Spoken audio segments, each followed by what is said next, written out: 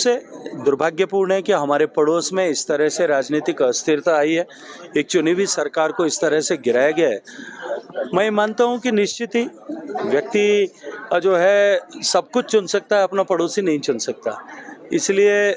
जो पड़ोस में जिस तरह की परिस्थितियां बनी हैं, भारत सरकार बहुत विजिलेंट है और उसको देख रही है, कहीं किसी तरह का उसका दुष्प्रभाव भारत में न हो, उसके लिए हम जागरूक हैं। लेकिन मैं ये मानता हूं कि क्योंकि भारत में सम्माननीय नरेंद्र मोदी जी के नेतृत्व में जिस तरह से भारत की सीमाएं सुरक्षित हुई हैं, जिस तरह से भारत में आंतरिक शांति स्थापित हुई है, भारत में आतंकवाद लगभग समाप्ति के दौर पर है, भारत से नक्सलवाद सिमटते सिमटते 4 जिलों तक रह गया। और ऐसे में जो भारत में जिस तरह का वायुमंडल बना है, हम समर्थ हैं, सक्षम हैं और आने वाले समय में भारत के हितों का पे समझौता किए बिना भारत की प्रगति और जो है भारत की उन्नति के लिए कमिटेड है।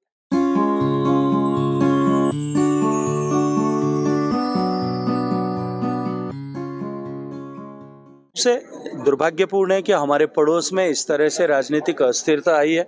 एक चुनी हुई सरकार को इस तरह से गिराया गया है। मैं मानता हूं कि निश्चित ही व्यक्ति जो है सब कुछ चुन सकता है, अपना पड़ोसी नहीं चुन सकता। इसलिए जो पड़ोस में जिस तरह की परिस्थितियां बनी हैं, भारत सरकार बहुत विजिलेंट है और उसको देख रही है, कहीं किसी तरह का उसका दुष्प्रभाव भारत में न हो, उसके लिए हम जागरूक हैं। लेकिन मैं ये मानता हूं कि क्योंकि भारत में सम्माननीय नरेंद्र मोदी जी के नेतृत्व में जिस तरह से भारत की सीमाएं सुरक्षित हुई हैं, जिस तरह से भारत में आंतरिक शांति स्थापित हुई है, भारत में आतंकवाद लगभग समाप्ति के दौर पर है, भारत से नक्सलवाद सिमटते सिमटते 4 जिलों तक रह गया। और ऐसे में जो भारत में जिस तरह का वायुमंडल बना है, हम समर्थ हैं, सक्षम हैं और आने वाले समय में भारत के हितों का पे समझौता किए बिना भारत की प्रगति और जो है भारत की उन्नति के लिए कमिटेड है।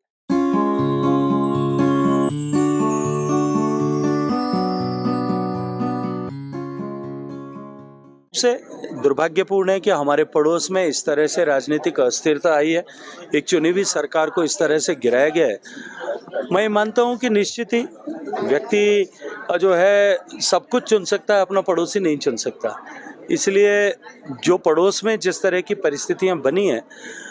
भारत सरकार बहुत विजिलेंट है और उसको देख रही है, कहीं किसी तरह का उसका दुष्प्रभाव भारत में न हो, उसके लिए हम जागरूक हैं। लेकिन मैं ये मानता हूं कि क्योंकि भारत में सम्माननीय नरेंद्र मोदी जी के नेतृत्व में जिस तरह से भारत की सीमाएं सुरक्षित हुई हैं,